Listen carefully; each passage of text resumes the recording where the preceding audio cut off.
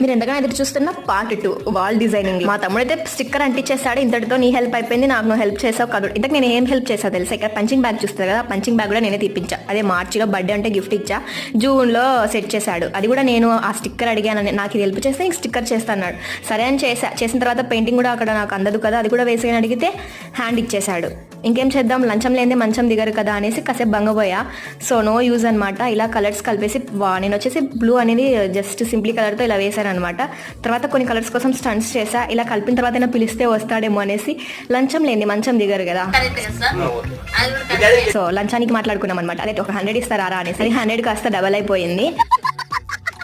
So ఇలా colours అనేవి stunts చేశాను అనమాట. నేనైతే మల్టీ కలర్స్ కలిపేస్తే వేరే కలర్స్ వస్తాయనేసి. ఇదంతా ఒక ఎత్తు అయితే పేరెంట్స్ పర్మిషన్ లేకుండా ఇది చేయడం కరెక్టేనా? చెప్పకుండా పెయింటింగ్ స్టార్ట్ చేశాను అనమాట. మిడిల్ లో డాడీ వచ్చాడు, సైలెంట్ గా చూసాను. తర్వాత భజన స్టార్ట్ అయింది. తర్వాత మమ్మీ వచ్చింది. ఇంకా భజన. అంతటితో మేము ఎలా చేసామో ఏంటో నెక్స్ట్ చూడండి.